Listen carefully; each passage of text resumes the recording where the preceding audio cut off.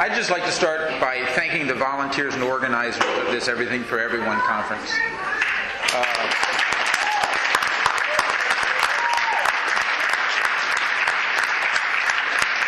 And I'd like to point out that it's particularly important to do that because several of the people involved have been under threat of the state.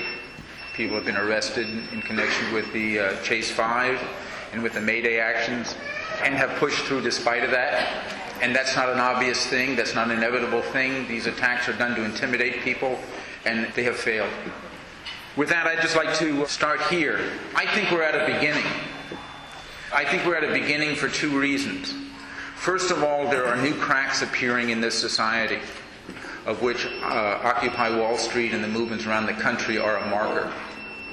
And I think that means, for people wanting radical change, that there are opportunities that we are in a difficult position to seize. And part of what we need to do is think through ways of organizing ourselves and engaging in our work so that we can actually step onto the stage of real politics.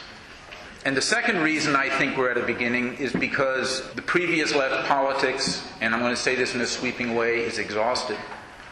That's not even a criticism of it particularly. Things arise under some circumstance. People struggled across the 80s and the 90s when it was very difficult. And you sort of arrive at new opportunities and it's simply exhausted. It's encapsulated, it's become subcultures, it's become entwined with itself, it's incestuous, and many of its ideas and markers are fixated and formulated in relationship to previous events. So we're at a beginning both because I think we have opportunities that we need to look at in a very clear-sighted way, and because previous left politics is exhausted. And often when left politics is exhausted, there is an argument, as you all know, to give it up and to move into mainstream politics and make the best of a bad situation. So I don't think it surprises anyone that I'm going to argue for something different. And I want to argue for the exact opposite of that. I think we should claim and radiate and express and gather people around an argument for a profound and radical change in the whole world. Given who our audience is here, I'm not going to spend time talking about the manifestations of this awful system and how it tortures people every day. We'll start by that's what motivates us, that's why we're here. This will not be solved by a nip and a tuck. I'm not going to make that argument here. I think people understand this. So let's assume we understand that on some level and that that's what motivates us. And I want to just talk about one conception of strategy. I'd like to put it on the table for engagement with other people. And for me, a strategic orientation means two things. It's a conception of how we could align forces on the stage of real politics. I'm talking about millions of people. And it's a conception of what goals we want to fight for. And those things are intimately related. And I think none of those things are given in this room. So that's where I want to go. As far as where our goals are, I think that our potential audiences and our necessity means that we should talk and work for a radically altered communal world where the popular masses of people have power, transform the world around them, and where we systematically uproot the many forms of oppression that torment people every day. Where we finally, uproot and solve the problem of the horrific brutalization of African American people, where the subordination of women, which is up on a world scale, is taken up and resolved, and new and exciting forms of intimacy and experimentation and ways of reproducing humanity take place under new conditions where this old stuff is pushed aside and plowed under. And I think obviously, and I just want to mention this, this requires the confronting, defeat, destruction, dismantling of all the forces of defending this order. The removal of U.S. bases from around the world, the destruction of American nukes, the removal of the pig police from people's communities where they brutalize the youth, the covert operations that carry out regime change to enforce American corporate interests. All of that, I think we should represent, we should radiate, we should argue for, and we should seek to attract the people who want to do that. And a revolution is not a brainstorm. It's really not where we go out and say to people, fire your ideas, hire mine. It's not a one-way street where we radiate one to many, as the party politics of the 20th century said it. And a revolution, it needs to have muscle and bone. It needs to have real people coming out of real situations. In the 20th century, people thought you would create a new man. We actually understand we need to create a new society with the people who come out of this one. And that's a very different view than that kind of social engineering of human souls it was called. While a revolution has to have muscle and bone, it also has to be animated by a great idea. We need to have a concentrated presentation of a vision of what could alternate, that can make people soar, that can lift them out of their seats, make them sacrifice, make them create. And for me, and what I want to argue for, is the idea of communist revolution, of owning things in common. And there is and there should be debate over whether we can use that word, whether it has been tainted by the anti-communism of the United States. Look, it's 20 years since the fall of the wall. A lot of that stuff is gone. We can reclaim this from people who draped communism over oppressive systems in the past. And I think we need to go out and talk about the internationalism, the global perspective, the abolition of all oppression, and the coming together in common. Revolution is a process of universalization and of commonality.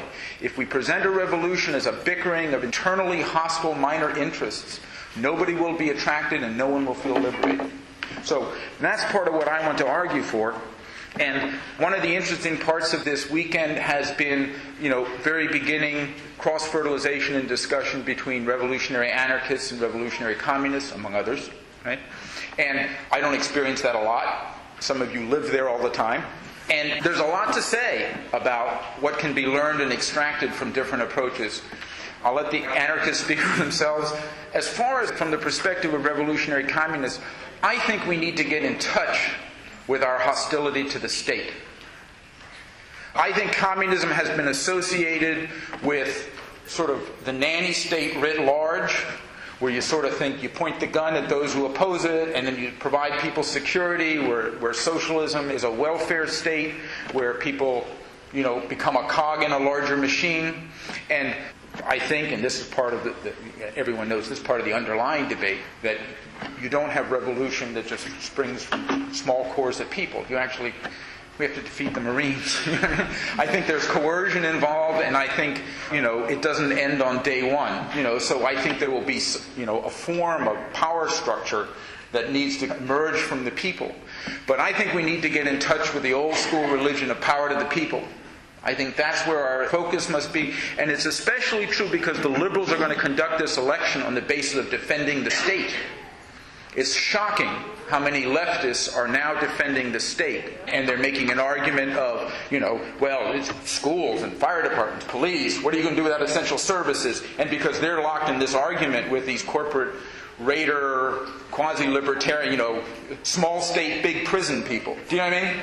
But I'm saying we need to take a distance from that, and including in this particular conjuncture where people are being sucked into the argument that we're for the state and therefore free market. Those are not the terms of the things, and we should be opposed to the state.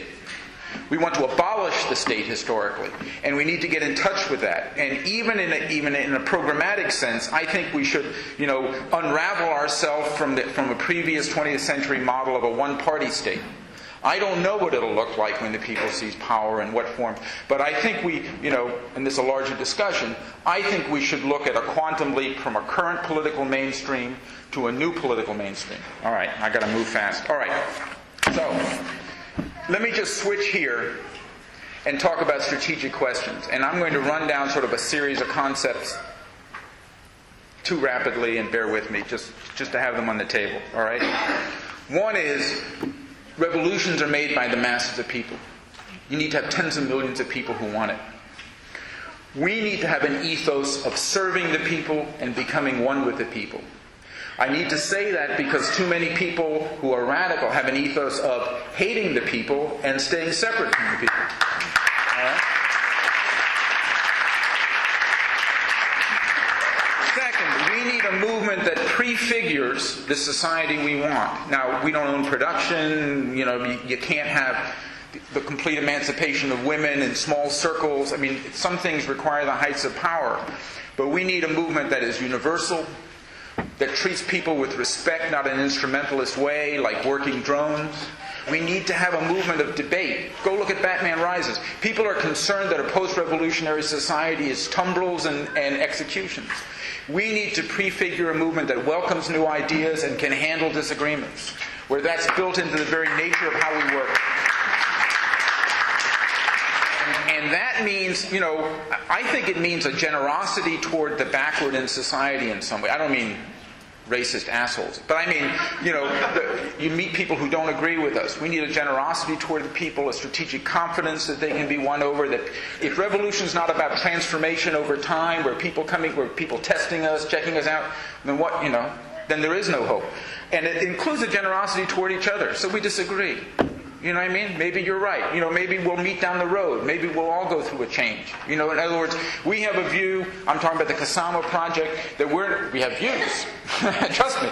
But we're not in this to argue for our views. We're in this to argue for evolving a common approach. Right? We were talking earlier, there's a gap between the literate and the illiterate. And it's very difficult. We need a movement that's not over-intellectualized. And yet we need a movement that mobilizes theory at the highest level. You can't just wish that away. That's a whole discussion. If single mothers of working class families can't participate in our movement, it's not worth spit and it won't go anywhere.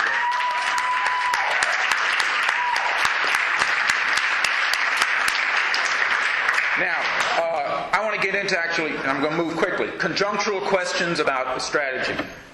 Some people think you start small, you organize, you accrete. You recruit people in small numbers, then you get big, then you could get to confront them. That is not how the world works.